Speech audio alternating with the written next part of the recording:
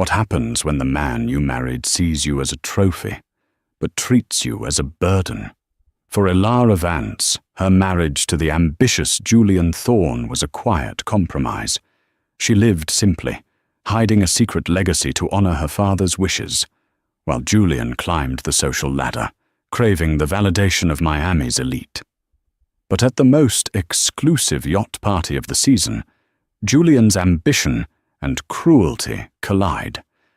In a desperate attempt to impress his powerful friends, he publicly mocks his wife, calling her poor and simple. He has no idea that the woman he just humiliated doesn't just belong at the party. She could buy it, the yacht, and everyone on it. His single, cruel sentence is about to cost him everything. The thick, cream-colored cardstock felt heavy in Julian Thorne's hand. It wasn't just an invitation, it was a key. Embossed in gold leaf, the insignia of Donovan Reed, the tech mogul who had practically reinvented logistics, shimmered under the halogen lights of their sterile, high-rise apartment. An evening aboard the Olympian. This was it. This was the night that would cement his new status. Julian practiced his smile in the reflection of the glass balcony door. The Miami skyline glittered back at him, 1,000 rivals, 1,000 opportunities. He adjusted his silk tie, a deep sapphire blue that he'd been told brought out the predator in his eyes. He was a man on the rise, a partner at a boutique private equity firm, and he looked the part. All he needed was to land the Sterling account, and this party was the hunting ground. He turned his gaze inward to the living room, where his wife, Elara, was reading a book. She was, as always, an enigma of simplicity. She wore a simple linen dress, her dark hair was tied back, and she was lost in some history of maritime navigation. It was this simplicity that had first drawn him to her. He'd met her at a museum benefit. He, a rising star, and she, he'd assumed, a quiet, impressed volunteer. She was beautiful, but more importantly, she was uncomplicated. She required no maintenance, had no ambitious family, and seemed perfectly content to orbit his world. She was the perfect, unassuming accessory for a man like him. Lately, however, that simplicity had begun to grate on him. It felt less like humility, and more like a lack of drive. It felt poor. "Elara, are you even getting ready?" he snapped, the invitation tapping against his thigh. Elara looked up, her expression placid.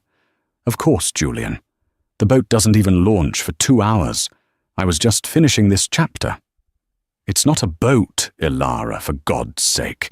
It's a 200-foot mega yacht. It's the Olympian. Do you have any idea who will be there? Victoria Sterling will be there." He said the name with a reverence that bordered on absurd. "That's nice," Elara said, placing a simple leather bookmark between the pages. "I'm sure she'll be lovely." Julian scoffed, walking over to their bedroom closet. He pulled open his side, a meticulous row of dark suits and designer shirts. He then glanced at her side. It was functional. Simple sheath dresses, practical blouses. He felt a flash of genuine anger. "You're not wearing that, are you?" He gestured to the book in her lap.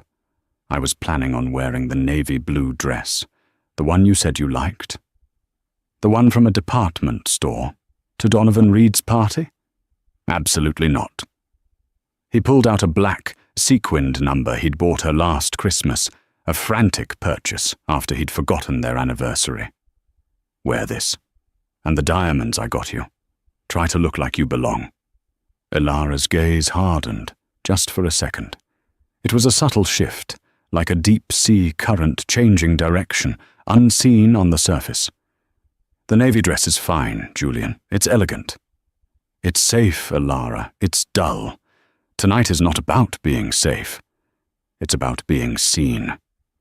He threw the sequined dress onto the bed. "I'm closing the Sterling deal tonight. Their entire shipping fleet needs restructuring, and I'm the man to do it. Victoria, her father, they need to see that I'm one of them, that we are one of them. I can't have my wife looking like she won a competition to be there." The cruelty in his voice was casual, honed by months of similar, smaller paper cuts. He was no longer the charming, attentive man who had wooed her with promises of a shared life. He was a man consumed by reflections, by the appearance of success rather than the substance of it. Ilara stood up slowly. She was taller than he often remembered, and her posture, usually relaxed, straightened to something rigid. "I will be ready in an hour, Julian. I will wear the navy dress. It was a gift from my father." "Your father? The man who ran some boat repair shed?" Julian rolled his eyes. "Fine. Whatever. Just try to blend in. Don't talk about your volunteer work at the museum. Don't talk about old books. And please, just smile and nod. Let me handle the conversation." He went into the bathroom to fix his hair, missing the look in his wife's eyes. It was not anger, and it was not hurt. It was the cold, clear look of a CEO making a final, difficult decision. She had hoped this moment would never come. She had tried, for 2 years, to honor her promise, to live a normal life, to find love with a man who wasn't blinded by the name Vance. Her father, Robert Vance, hadn't run a boat repair shed. He had built Vance Maritime Solutions, a colossus of the industry, a shipyard that built and refitted everything from naval destroyers to the very mega yachts the new money crowd adored. When he passed, he left her everything, with one dying wish. Don't let the money own you, Ilara. Live a real life. Find someone who loves you, not the balance sheet. Hide it until you know for sure. She had tried. She had met Julian, who seemed so different, so driven by his own merits. She had fallen for the idea of him.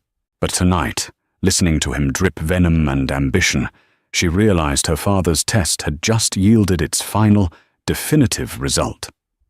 Julian Thorne hadn't just failed. He had failed spectacularly. She picked up her phone and sent a single text message to a number not saved under any name. "Marcus. Change of plans. I will be at the Reed party tonight.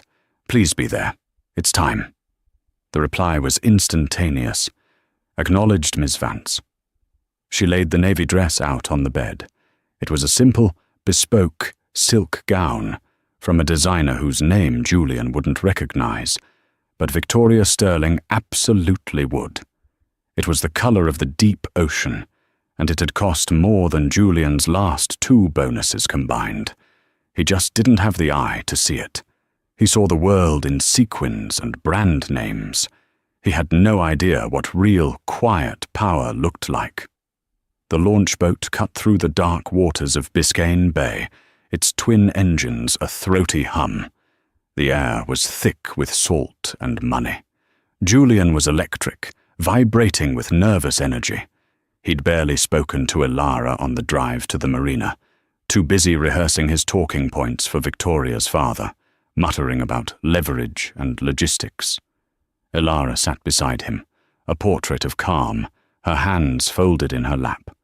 As the Olympian came into view, even Julian was forced into a stunned silence. It wasn't a yacht. It was a floating skyscraper. Lights cascaded down its white hull, illuminating 3 separate decks, a helicopter pad, and a glass-walled swimming pool on the stern. Staff in crisp white uniforms stood ready at the boarding platform. "My God," Julian breathed, his eyes wide. This is real power." "No, it's not," Ilara thought, her gaze analytical. "It's just a boat, a very large, very complex boat. I know the man who designed the stabilization system. He owes me a favor." They stepped aboard onto a teak deck polished to a mirror shine. A string quartet played softly near a cascading champagne fountain. Waiters moved through the crowd with trays of oysters and caviar. And the crowd, It was a glittering sea of Miami's most powerful. Tech billionaires, real estate tycoons, and old money matriarchs all mingled, their laughter light and sharp. Julian immediately transformed. His shoulders squared, his rehearsed smile clicked into place. He grabbed 2 glasses of champagne, handed one to Elara without looking at her, and scanned the crowd. "There, that's Victoria," he hissed, nodding toward the aft deck. Victoria Sterling was the absolute center of her own universe. She was stunning in a fire-engine red dress that left little to the imagination, her blonde hair swept up in a complex, dazzling style. She was surrounded by a coterie of admirers, laughing loudly at something one of them had said. She was, Elara noted, the exact opposite of herself. She was loud, where Elara was quiet. She was obvious, where Elara was subtle. "Julian, darling," Victoria shrieked, spotting him. She air-kissed him, her eyes flicking over to Elara and dismissing her in the same microsecond. "You made it. And you brought—" "My wife, Elara," Julian said, his voice a fraction too hearty. "Elara, this is Victoria Sterling, of Sterling Shipping." "A pleasure to meet you," Elara said, offering a polite smile. Victoria's eyes did a slow, insulting inventory of Elara, from her simple hair to her unadorned neck, and finally to the deep blue dress. There was a flash of recognition in Victoria's eyes. She, unlike Julian, recognized the designer, and it was followed by a flash of confusion. Why would this mousy woman be in a gown like that?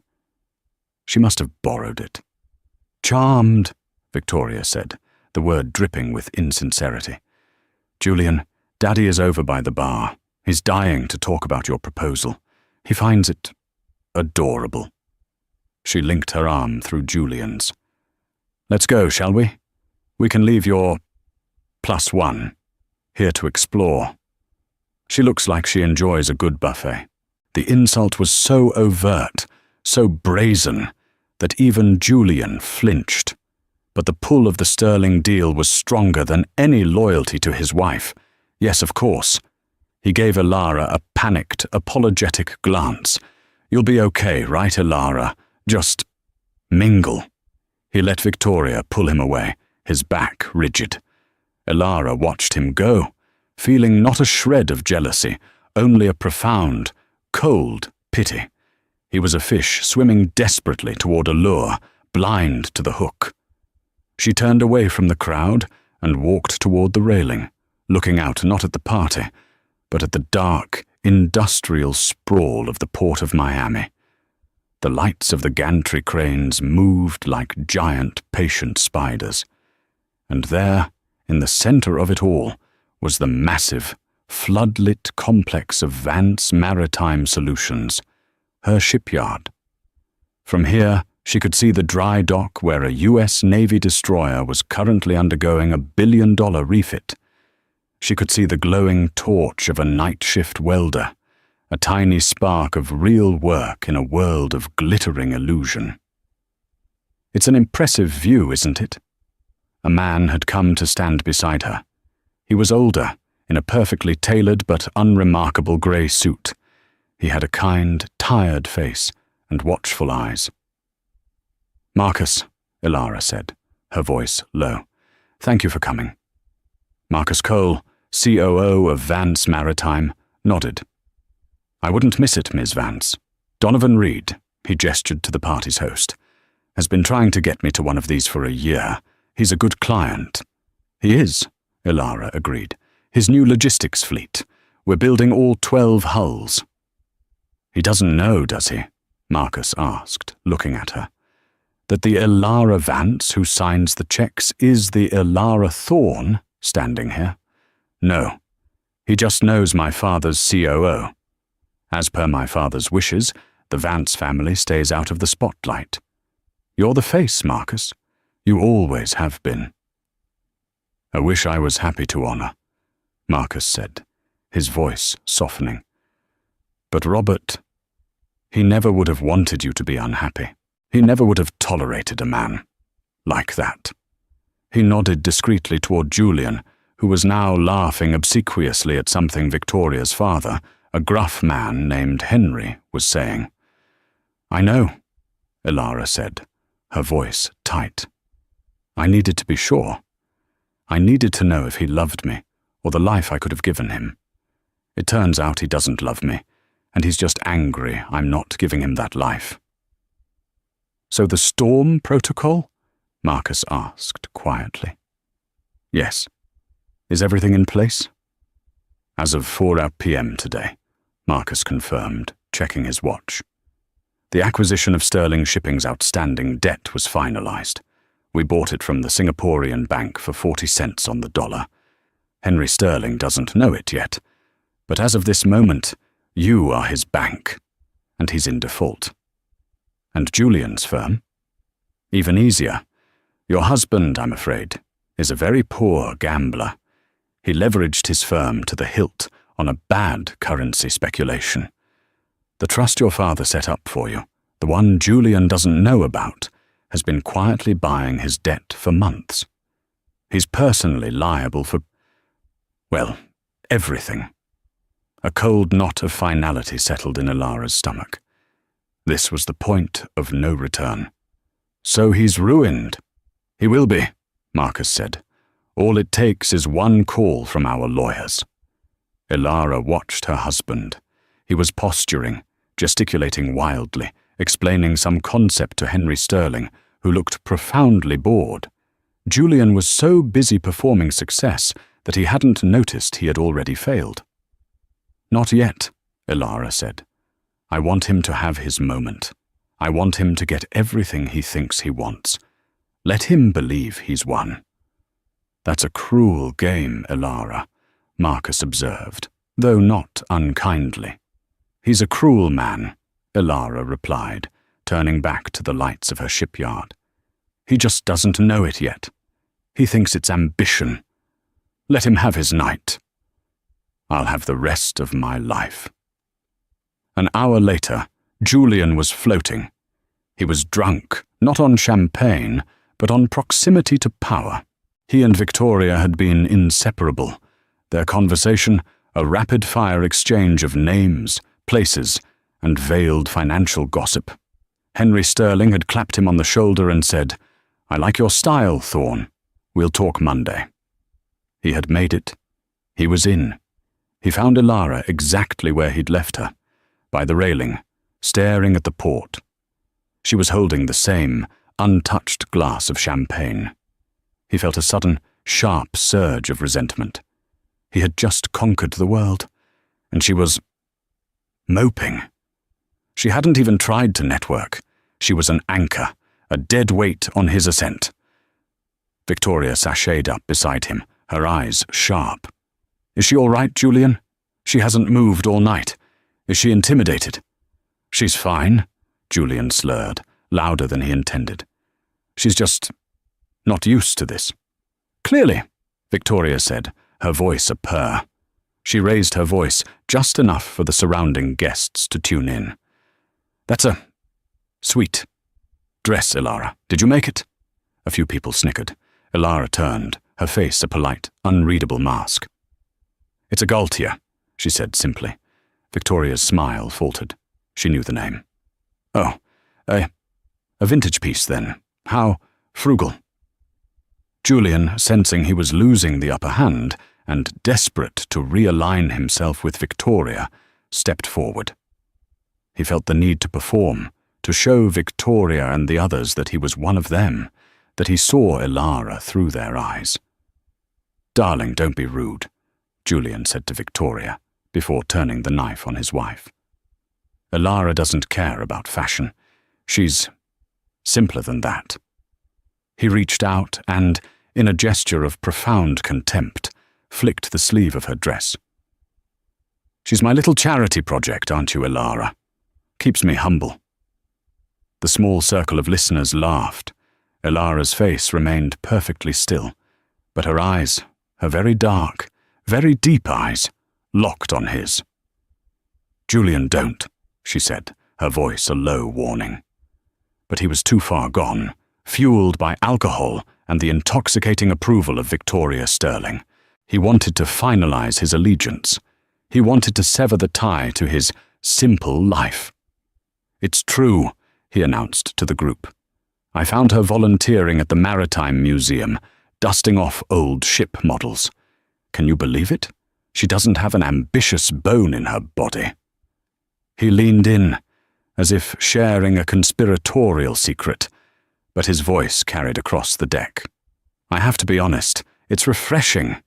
In a world full of sharks, it's nice to have a little guppy. She's just, you know, poor. Not just in money, but in spirit. No fire, no drive. But she's pretty, isn't she?" There it was. The word, poor. It hung in the humid air, stark and ugly. The laughter around them died, replaced by a few uncomfortable coughs. Even Victoria looked slightly taken aback by the raw, public cruelty. Julian had crossed a line. It wasn't just an insult. It was a public disavowal. He had, in effect, drawn a line in the sand, placing himself on the side of the glitterati and casting his wife onto the other. Elara didn't flinch. She didn't cry. She didn't raise her voice. She simply held his gaze. The silence stretched, becoming louder than the music, louder than the waves lapping against the hull. She looked past Julian to the people gathered around him. She saw their expressions: pity, embarrassment, and a strange, cold curiosity. They were waiting for the scene, for the tears. Instead, Elara straightened her spine. She set her untouched champagne glass on a passing waiter's tray. She looked at Julian, not as a wife, but as a stranger. "Is that what you think of me, Julian?" she asked, her voice clear and carrying. "Elara, don't make a scene," he hissed, his buzz rapidly fading, replaced by the cold fear that he'd miscalculated. "No," Elara said, her voice gaining a resonance it had never had before. "I believe you are the one making the scene." She looked at Victoria Sterling. "You're trying to restructure your father's debt. Julian is proposing a hostile takeover of your smaller competitors, funded by new bonds." Victoria's jaw dropped. "How could you possibly? And you, Julian," Elara continued, her voice like ice. "You think Henry Sterling is going to talk on Monday. You think you've won." "Elara, shut up," Julian whispered, his face turning pale. "You're drunk." "I haven't had a drink all night." She looked around at the silent, watching guests. "My husband mocked me for being poor. He mocked me for being simple. He mocked me for having no ambition." She took a step toward him. He instinctively took a step back. "You're right about one thing, Julian," she said. "I am simple. I believe in loyalty. I believe in promises. And I believe in finishing what my father started." She turned her back on him and walked toward the main salon, where Donovan Reed, the host, was standing near the microphone, looking deeply uncomfortable. She walked straight past him, up the few steps to the small stage where the string quartet had been playing. They stopped, their bows hovering over their strings. "What is she doing?" Victoria whispered, horrified. "She's lost her mind," Julian muttered, moving to intercept her. But before he could, Marcus Cole stepped into his path, a large, solid, immovable object. "I wouldn't, Mr. Thorne," Marcus said, his voice polite. "Get out of my way, you," Julian spat. "No!" Elara stood on the stage, overlooking the entire party. She wasn't a mousy, simple woman anymore. She was something else entirely. She waited, perfectly still, until every eye was on her. The music had stopped. The only sound was the thrum of the yacht's engines. This wasn't the plan. The plan, as conceived by Elara and Marcus, was a quiet, legal dismantling. A series of phone calls on Monday morning. A bloodless coup executed by lawyers in sterile boardrooms. Julian would have been served divorce papers and foreclosure notices simultaneously, a neat, tidy end to his delusions. But his public cruelty had demanded a public response. Her father had built his company on a bedrock of respect for his workers, his clients, and his own name. Julian hadn't just insulted Ilara.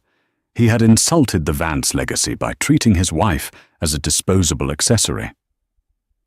Standing on that stage, Ilara wasn't thinking about her humiliation. She was thinking about the first time her father had taken her to the shipyard. She was 8 years old, and he'd placed a welder's helmet on her head and let her watch a team fuse 2 massive plates of steel. "This is what we do, Ilara," his voice had echoed in the helmet. "We take strong things, and we put them together to build something even stronger. Something that can withstand any storm. You remember that." She had spent her life withstanding storms. This was just another. She scanned the crowd. She saw Julian, his face a mottled mask of rage and confusion, being blocked by Marcus. She saw Victoria Sterling, her smugness replaced by a dawning frantic calculation. She saw the host, Donovan Reed, staring at her, his billionaire's brain finally putting 2 and 2 together. He had seen Marcus Cole's name on shipyard contracts, and now he was seeing Marcus act as a bodyguard for Julian Thorne's simple wife. Ilara took a deep breath. She didn't need the microphone. Her voice, trained by years of addressing shareholders and union leaders in cavernous halls, all under the radar, all as her father's proxy, was clear and strong. "Good evening, everyone. My apologies for interrupting." A nervous ripple went through the crowd. This was better than they could have hoped. "My name is Ilara Vance. For the past 2 years, many of you have known me as Ilara Thorne, Julian Thorne's wife."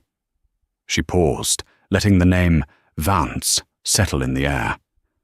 To most, it meant nothing.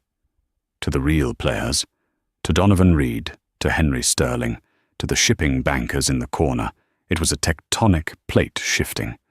Vance, as in Vance Maritime Solutions.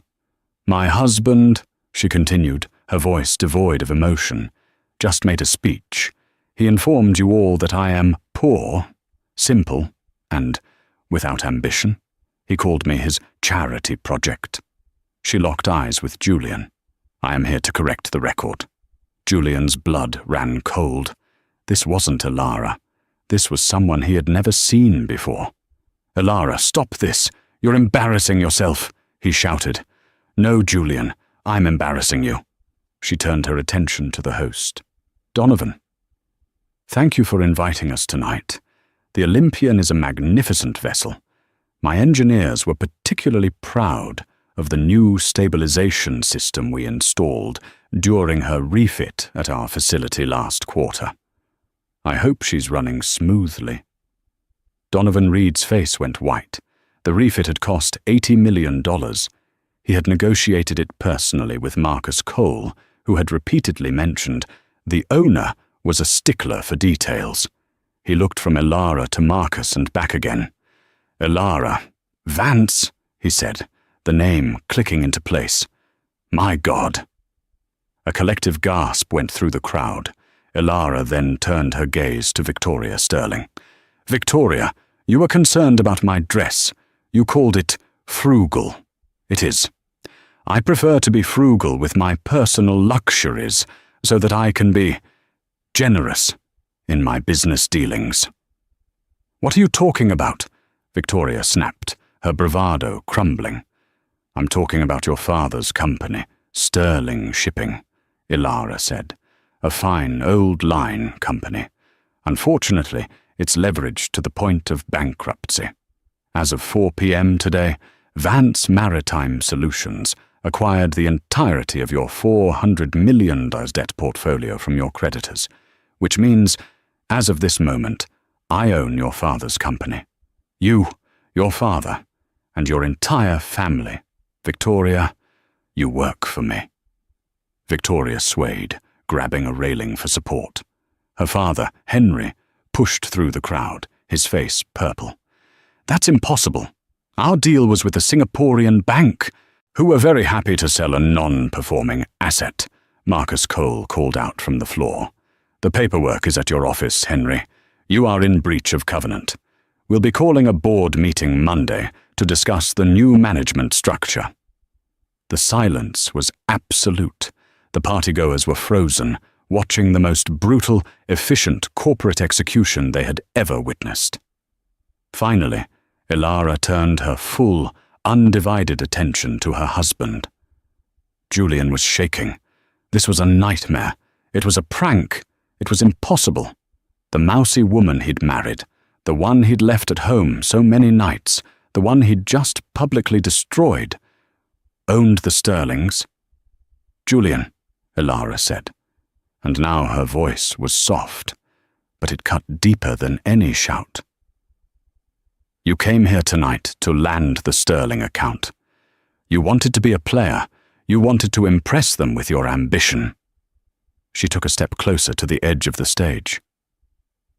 "The problem, Julian, is that you have no ambition. You only have an appetite. You don't want to build anything. You just want to have things. You wanted to have me.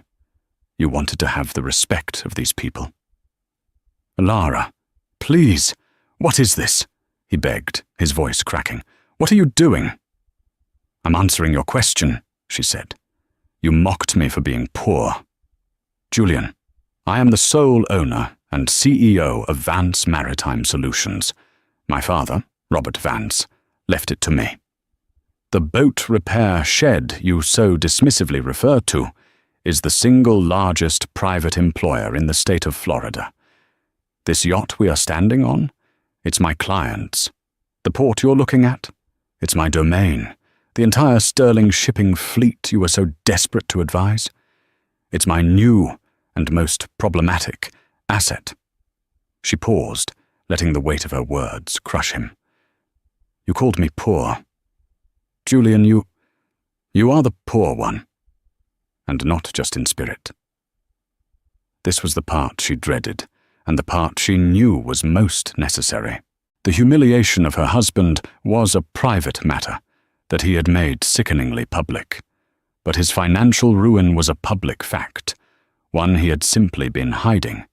You're lying," Julian stammered, his eyes darting around for an ally. He found none. The faces of the guests were cold, fascinated. They were sharks, just as he'd said, and they smelled blood. His blood. You're a volunteer. I pay for our apartment. I pay for your life. Do you, Julian?" Elara asked, her voice laced with a sadness that was almost genuine. "Do you really?" She looked to Marcus, who gave a single, curt nod. "Let's talk about your firm, Thorn Capital," Elara said, her voice rising to project across the deck once more. "A boutique firm. So boutique, in fact, that it has been functionally insolvent for 8 months. Julian's breath hitched. That's a lie." "Is it?" Elara challenged. "Or is it true that you lost 70% of your client's capital on a disastrous yen trade in March? Is it true that you've been covering the losses by moving money between accounts, a move that the SEC would call, let's see, wire fraud? How? As I said, I'm a frugal person. I like to know where my money is going, especially when it's my money you've been losing." She let that statement hang in the air. Julian's mind, already reeling, tried to process the new information. His losses. Her money. "The apartment, Julian. The lease is in my name. The car you drive, it's registered to a holding company I own. Your suits, your watches, even your membership at the golf club. For the last 2 years, they have all been paid for. Not by your brilliant trades, but by a discretionary trust my father set up for me. a trust I've been drawing from to cover my husband's failures. She was dismantling him, piece by piece, in front of the very people he idolized. You didn't marry a charity project, Julian. You are one. My charity project. I was paying for the illusion of your success, waiting for the man I thought I married to show up, waiting for you to be honest with me, waiting for you to show a single shred of integrity. She shook her head, a gesture of final, profound disappointment. But you couldn't. You just kept digging, kept lying, and kept posturing. You thought you were a wolf, but you were just a scared little boy, spending his wife's allowance and insulting her to feel powerful. Julian Thorne crumpled. It wasn't a dramatic collapse. It was a slow, agonizing deflation. His shoulders slumped. His face, so arrogant just moments before, became the face of a terrified, cornered child. The color drained from it, leaving a pasty, grey sheen. He looked from Elara's cold, commanding face to Victoria's, which was a mask of pure, unadulterated hatred, directed entirely at him. He looked at Henry Sterling, who looked like he was about to have a stroke. He had not just failed to land the account, he had brought the woman who was about to destroy them all as his +1. Elara, no, please, he whispered, taking a step toward the stage. I love you. I didn't mean it. It was the champagne. It was them. He pointed a shaking finger at Victoria. She made me say it. She doesn't understand us. It was the most cowardly, most pathetic defense possible. Victoria, who had just lost her family's empire, reacted with predictable venom. "You pig!" she shrieked, lunging at him, her hands clawed. "You brought this snake here to ruin me." "Get her off me," Julian yelped, stumbling backward. "Enough!" Elara's voice cracked like a whip. Victoria froze. Julian froze. "Marcus," Elara said. Marcus Cole stepped forward. "Mr. Reed," he said to the host, "my apologies for this unpleasantness. Miss Vance will, of course, compensate you for the disruption to your evening." No, of course not," Donovan Reed stammered, clearly awestruck. "This is... please. Whatever you need." "We need security," Marcus said, "to escort Mr. Thorne off the vessel. He is no longer a guest of Miss Vance." "No!" Julian cried, a raw, desperate sound. "Elara, you can't do this! It's me! It's Julian! We're married!" Elara walked down from the stage, her simple navy dress rippling around her. She stopped directly in front of him. The entire party was silent, watching this final, brutal confrontation. She looked at him, her eyes searching his for any sign of the man she had once loved, any sign of remorse for his cruelty, not just for his consequences. She found nothing, only terror. "The marriage is over, Julian," she said, her voice quiet enough for only him to hear, though every guest strained to listen. "You will be served with divorce papers in the morning. Your accounts, which are all linked to mine, will be frozen as of midnight. The car is being repossessed tomorrow. The apartment, you have 48 hours to vacate. A moving company will pack your personal belongings and send them to... well, I'm sure you'll find somewhere to stay." "I'll have nothing," he gasped, tears of self-pity streaming down his face. You're destroying me." "No, Julian," Elara said, her voice final. "You destroyed yourself. You just wanted an audience for it. And tonight, you got one." She turned to Marcus. "Please get him off my client's yacht." Two of Donovan Reed's large, private security guards, who had been standing discreetly by the salon doors, moved forward. They each took one of Julian's arms. "No, get your hands off me! Elara, Elara!" He was dragged, protesting and weeping, across the immaculate teak deck. The crowd parted for him, their faces a mixture of disgust and dark satisfaction. He was a fraud, and he had been exposed. There was no greater sin in their world. They took him to the service launch, not the grand mahogany boat he had arrived on, but the small, functional tender used by staff. As they bundled him onto the boat, he had one last wild look back at the party. Elara was already turned away from him. She was in a quiet, intense conversation with a pale Henry Sterling. She hadn't even watched him leave. His humiliation was so complete that it was already an afterthought. The launch's engine sputtered to life, and Julian Thorne was ferried away into the darkness, leaving the glittering, gilded cage and his wife behind. The party, for all intents and purposes, was over. The string quartet did not resume playing. The shocked whispers of the guests were the only soundtrack. Within minutes, the first launch boats were called. No one wanted to be the next person to draw the attention of Elara Vance. Victoria Sterling, after shooting Elara a look of such concentrated venom that it was almost impressive, had stormed off to find her father, who was now slumped in a deck chair, clutching his chest. Donovan Reed, the host, approached Elara tentatively. "Miss Vance, Elara, I am stunned and deeply impressed. Your father was a legend. It's clear his legacy is in formidable hands."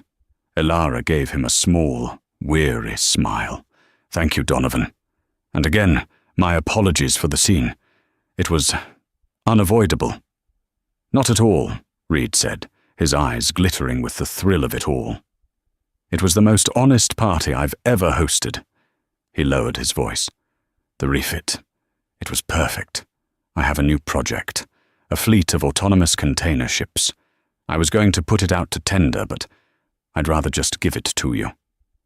"Send the specs to Marcus's office," Elara said. "We'll have a proposal by end of week." "Done." He kissed her hand, a gesture of newfound, profound respect. "Good night, Miss Vance." "Good night, Donovan." As the yacht emptied, Elara was left standing at the rail with Marcus. The warm Miami air had a chill to it now. The adrenaline was fading, leaving behind the hollow ache of what was, at its core, a profound failure. Her marriage, her trust. "Well," Marcus said, sipping a glass of water, "that was certainly more dramatic than a Monday morning phone call." Elara let out a long breath she felt she'd been holding for 2 years. "He made it public, Marcus. He put a price tag on my dignity. I just showed him he couldn't afford it." "And the Sterlings?" "Henry will cooperate," Elara said, watching the man being helped onto a boat by his daughter. "He has no choice. We'll restructure the company, replace the board, and absorb their fleet into our logistics division. It will be profitable within a year. Victoria, she will be the problem. Make sure her corporate accounts and access are frozen by morning." "Consider it done," Marcus said. He looked at his boss, her face illuminated by the distant city lights. "Robert would have been... well, he would have been furious you married that idiot. But he would have been damn proud of how you ended it." "I just want to go home, Marcus," Elara said. "Which one?" he asked gently. She smiled. Not the empty, polite smile she'd worn for Julian, but a real, small, tired smile. "The one by the water, the one my father built. The car is waiting at the marina." They took the launch back in silence. The city lights seemed sharper, the air cleaner. When they reached the marina, there was no sign of Julian. He was already a ghost, absorbed by the city that had no tolerance for high-profile failures. Instead of the black sedan Julian used, a different car was waiting, a simple, dark green Range Rover, old but impeccably maintained. It had been her father's. She got into the driver's seat. It felt right. "Will you be all right, Elara?" Marcus asked, his hand on the door. "I will be," she said, her voice firm. "This was a necessary correction. a chapter that needed to end. Tomorrow, the real work begins. I want to be at the shipyard at 6 a.m. We have a destroyer to deliver. I'll see you there, boss. Ilara drove away from the glittering high-rises of downtown.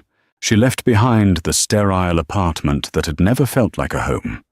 She drove south, past the glowing port, past her port, and toward the quiet, old-money enclave of Coconut Grove, where a sprawling, unpretentious house sat hidden behind a canopy of banyan trees.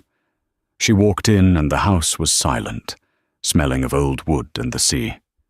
She shed the navy blue dress, leaving it on the floor, and pulled on an old, soft t-shirt and sweatpants.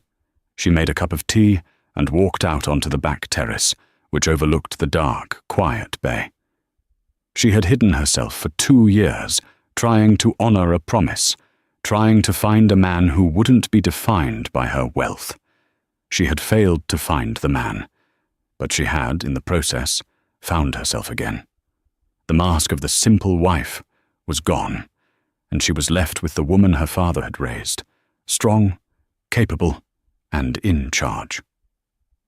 The humiliation of the night faded, replaced by a cold, clear sense of purpose. Julian Thorne was a mistake, a painful, expensive, and deeply embarrassing mistake. But he was also a lesson. Never again would she make herself small to make a man feel big. Never again would she confuse ambition with appetite. Her phone buzzed. It was a news alert from a financial wire. Donovan Reed announces exclusive, multi-billion-dollar autonomous shipping contract with Vance Maritime Solutions. Shares in competitors plummet. She smiled, a true, sharp smile this time. She sipped her tea as the sun began to hint at its arrival, painting the eastern sky in shades of grey and violet. It was a new day. 6 months to the day after the party aboard the Olympian, the Miami sun was just as bright. But the world had shifted on its axis. The air at Vance Maritime Solutions was filled with the sharp scent of ozone and salt, and the roar of industry was punctuated by a palpable sense of occasion. Ilara Vance stood on a raised platform, her dark hair pulled back in a severe, elegant ponytail. She wore no jewelry, save for her father's simple steel watch. Her suit was a practical, sharp charcoal grey. Before her, dwarfing the pier, sat the Navigator, the first of Donovan Reed's fully autonomous, liquid natural gas-powered container ships. It was a behemoth of steel and code, a vessel that would, quite literally, change the world. A crowd of hundreds was gathered on the pier, the entire day-shift engineering team, union leaders, maritime press, and a visibly ecstatic Donovan Reed. Ilara stepped up to the microphone. There was no tremor in her hands, no hesitation in her voice. The mousy, accommodating +1 was a ghost, a shed skin. When my father, Robert Vance, founded this shipyard, she began, her clear voice projecting over the hum of the crowd. He did so with a simple creed: build it strong, build it right, and build it to last. He believed in the power of real work. He believed that what we do here, in the heat and the grime, is the engine of the modern world. He saw the ships, not just the balance sheets. She paused, her gaze sweeping over the welders and draftsmen in the front rows. For the last few years, our company has operated from the shadows. We honored my father's wish for privacy. But today, we honor his legacy of innovation. The Navigator is not just a ship. It is a promise. It is the result of thousands of hours, of brilliant minds and calloused hands working in concert to build something the world has never seen. Vance Maritime is not just building ships. We are building the future. The applause was thunderous, genuine.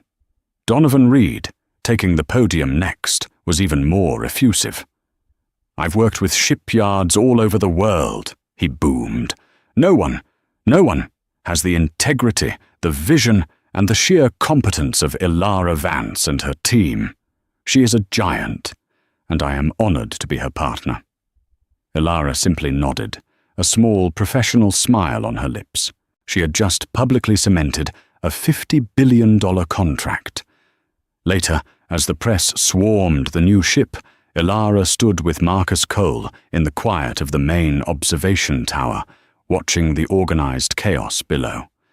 "The launch was flawless, boss," Marcus said, handing her a tablet. "The launch was the easy part," Ilara replied, her eyes already scanning the next dry dock.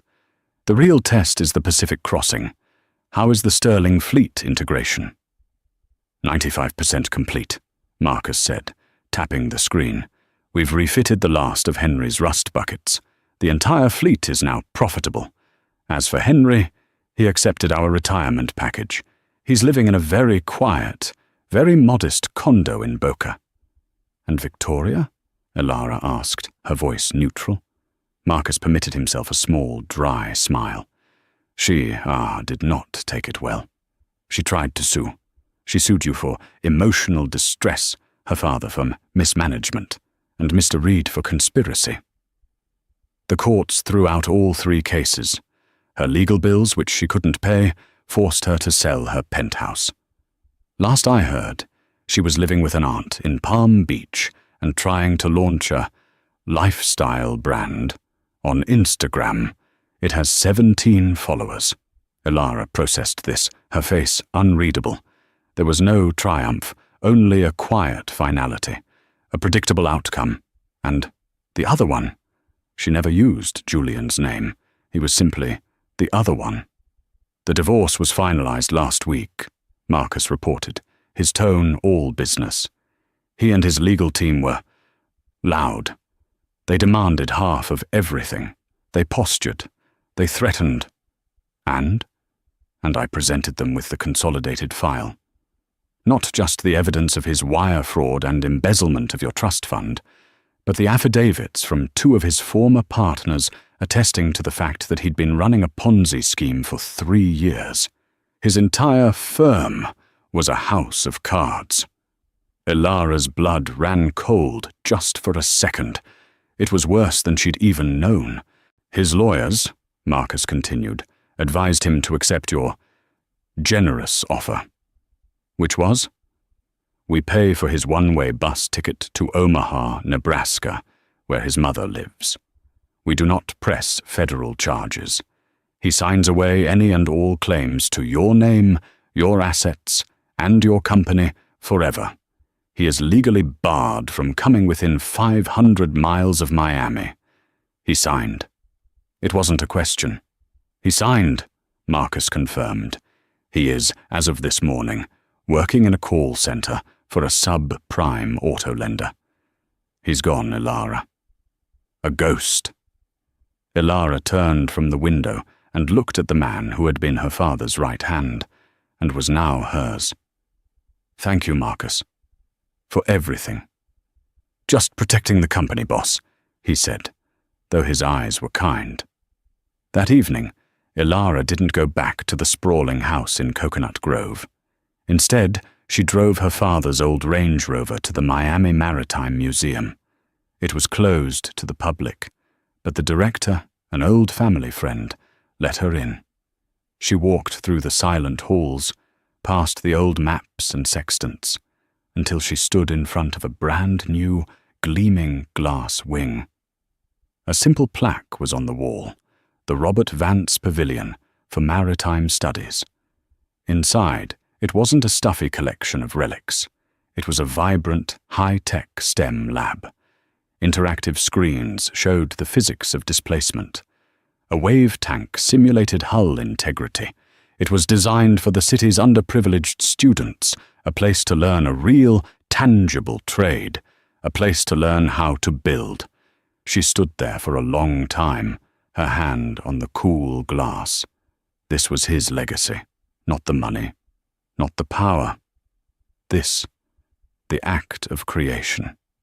She found the exhibit she'd been looking for in the old wing. It was a dusty, forgotten model of a 19th century clipper ship.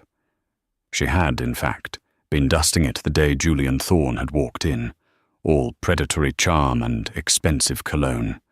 She remembered the conversation. He'd said, "You must be so bored. All these old dusty things." She'd replied, "I'm not. I think they're beautiful. They changed the world." He'd laughed, a smooth, condescending sound. "Well, I'm here to change the world in a different way. And you're too beautiful to be dusting someone else's memories." He had never, she realized, seen her at all. He had seen a beautiful, simple, uncomplicated backdrop for his own ambition. He had seen a prop. He hadn't seen the woman who could, on that very day, have bought and sold his entire firm with a single phone call. He hadn't seen the woman who understood the complex engineering of the very ship she was dusting. She felt a sudden, profound pity for him. Not for the call center employee in Omaha, but for the man on that yacht. He had been so blind, so desperate for the appearance of power, that he had never once stopped to feel the substance of it. She left the museum and drove to the shipyard. The night shift was in full swing, the yard ablaze with floodlights, a man-made constellation. She took the industrial elevator to the very top of the main gantry crane, 500 feet in the air. The wind up here was fierce, whipping her hair from its ponytail. But she stood unbothered, her hands on the steel rail. The view was breathtaking. To the east, the glittering artificial skyline of Miami. To the west, the dark, sprawling, sleeping city. And below her, the yard. Her yard, a symphony of fire and steel. "He never came up here, did he?" Marcus had come up behind her, holding 2 hard hats. She took hers and put it on. "Once," she said, her voice almost lost in the wind. "He said the view was industrial. He wanted to know why I wasn't looking at the skyline." Marcus nodded, looking out at the city. "The skyline is where the money is kept. This," he swept his hand over the yard, "is where it's made." "He saw the grime, not the ships," Ilara said, her eyes fixed on a welder's torch, a brilliant blue star in the dark. "He saw the work, but he never understood the worth." She took a deep breath, the air tasting of metal and the sea. The humiliation of that night was gone. The anger was gone. The marriage was a footnote, a lesson in due diligence. She was not her father's heir. She was not Julian's ex-wife. She was Ilara Vance, the woman who owned the shipyard, and as the night shift began its long, loud, powerful work, she turned her back to the glittering, hollow city and faced the fire. The story of Ilara Vance and Julian Thorne is a powerful, painful reminder that a person's worth is never determined by the labels others try to put on them. Julian, blinded by his own ambition, saw his wife as poor and simple, failing to see the immense strength and power she held in silence. He built his life on a foundation of lies and arrogance, only to watch it all crumble when the truth, in the form of his humble wife, was finally revealed. Ilara, forced to choose between a toxic marriage and her father's legacy, found that her greatest power wasn't just in her name or her company, but in the dignity she refused to sacrifice. What did you think of Julian's downfall? Was Ilara's revenge too harsh, or exactly what he deserved? Let us know your thoughts in the comments below. If you enjoyed this story of hidden strength and shocking twists, please hit that like button and share this video with someone who loves a story of justice being served. And don't forget to subscribe to our channel and ring the bell so you never miss a new story. Thank you for listening.